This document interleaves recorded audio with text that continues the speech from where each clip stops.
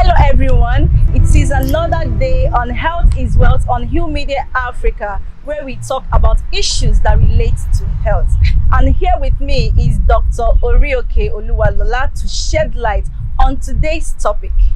This video will give an answer to the question, does cold cause pneumonia? You know, there are a lot of misconceptions by people. You know, some people go about looking for medical advice from sources that are not authentic. Instead of getting the right information from the right source, you know, they go about spreading some thoughts that are not authentic. You know, there are some people, sometimes they do say that when you drink garri, that it causes eye problem.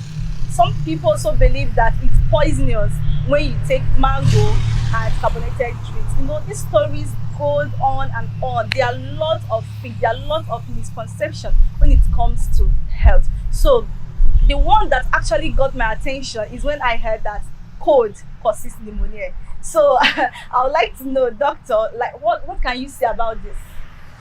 All right, so about cold causing pneumonia, I've heard that a lot. Yes. I even have this story about how bike men, because they are exposed to a lot of cold when they are riding, when they are riding their bicycle, that they are very prone to pneumonia, right? But then really, I do not blame people because it's the information that they have access to. I know the internet has even made it kind of worse because I mean, everybody is an authorized, in quotes, you know, authority who just gives out information, especially from the Google. People just type on Google and they just see information and they just swallow it in hook, line and sinker. And even me myself, right, I didn't get to actually know the truth about pneumonia until about, say, in my 4th year. That's like 4 years ago. And so I mean, there are lots of people. I could also remember there. My mom, I could remember when I was small, she would be like, cover up before you get pneumonia. And I believed that up until now. You get so like but at the real sense, like what could you say, what is the link between cold and pneumonia?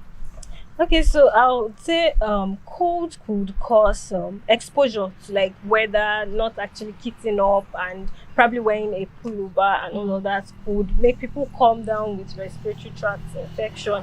I know when this happens and they are not well treated, right? That's like one thing. Then probably in an individual that is immunocompromised, that's like someone that has a low immunity.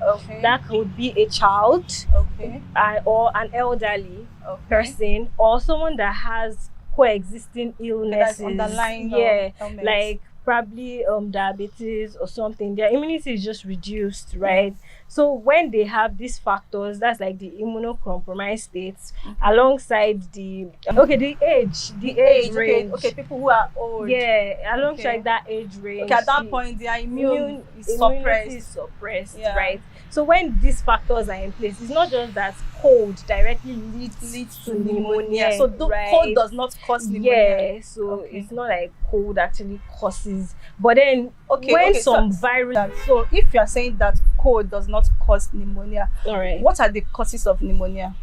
Well, we have the infectious agents, right, that cause pneumonia, which can either be viral or they can be bacterial. For the viral causes, we have Haemophilus, right? Haemophilus influenza. I've heard about that.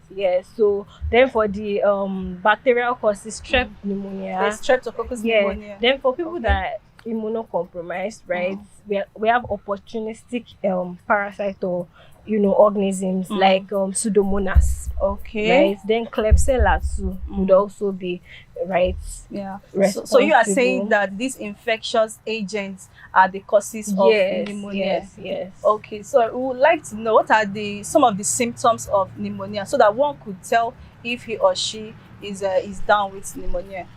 Okay, so usually they come down with cough.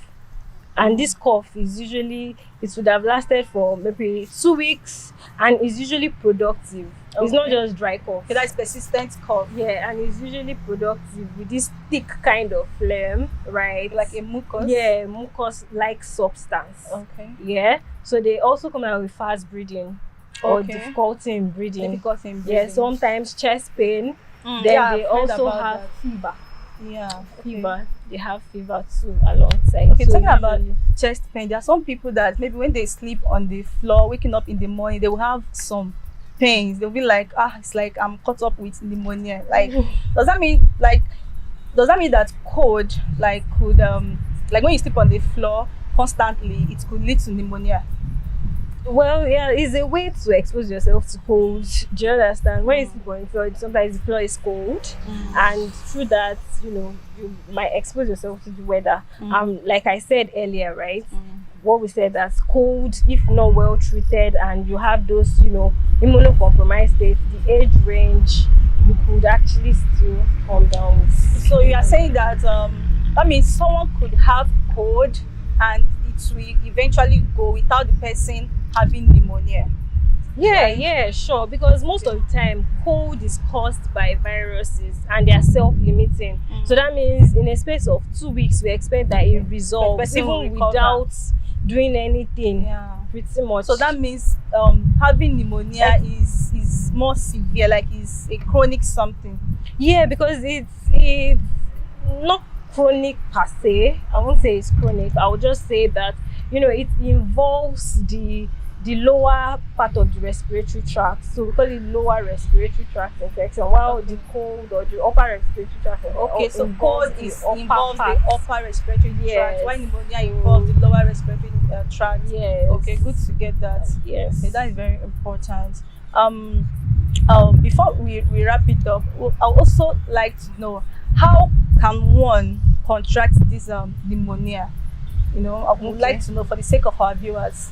Yes, so we have the community acquired pneumonia, right? Community acquired pneumonia. Then there's also the one that can be hospital acquired. Hospital acquired. So that's why a lot of times, once our patients are fine, we discharge them, because there are a lot of microorganisms in the hospital. That's true. So yeah, people could contact them. Also crowded spaces, right? Yeah. Then there's also the place of people that do not vaccinate their children. Okay, vaccination. There is pneumococcal vaccine, right? That's supposed to be taken by children. Yeah. So when they don't take these vaccines, because the immunity of a child is low, right? Yeah. So they can't fight against these organisms when they come. So yeah. Okay, so what can one do to protect his or herself from being exposed to these infectious agents? Well, recognizing people around you that probably have it and trying to avoid them. To avoid crowded places. Then for children, parents and caregivers should try to vaccinate their children, right? They should try to vaccinate them. And what else? For the people that, in the hospital, as much as possible, you want to be careful, especially health workers. You want to be careful with, the way you handle things and all. Just be extra careful. Probably wear a mask, a face mask, and all of that to avoid being infected. Yes. Okay, what about people who are infected? Like, what health measures can they take in order to limit the way they spread these infectious agents to other people?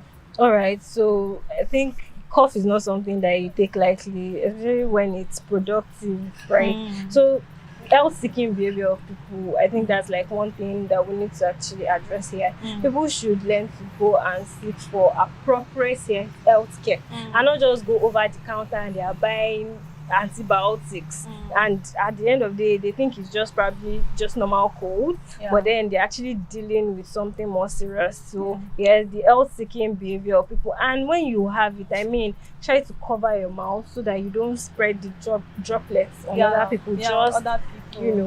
Especially when they cough or sneeze. Yeah, so you can also use a face mask to help out. Yeah. All right, that was a wonderful session with Dr. Orioke Oluwalola. She has thrown more light on this topic, and as you can see, cold does not cause pneumonia. Rather, pneumonia is being caused by infectious agents which are around the environment. You can actually inhale them or acquire them from the community, from the hospital, or anywhere around us. So pneumonia is caused by infectious agents like bacteria and viruses. So we actually need to protect ourselves from being infected. So we need to stop that misconception and get our facts right. We need to seek for medical attention from the right source. When you are sick, you don't need to self-medicate. Visit the nearest hospital or medical clinic that is close to you. Here comes the end of today's episode, and I'm sure you have learned that cold does not cause pneumonia. See you some other time as I bring you another interesting topic. Follow us across our social media platforms on Facebook, YouTube, and Instagram at Hill Media Africa. And also, see you next time. Bye.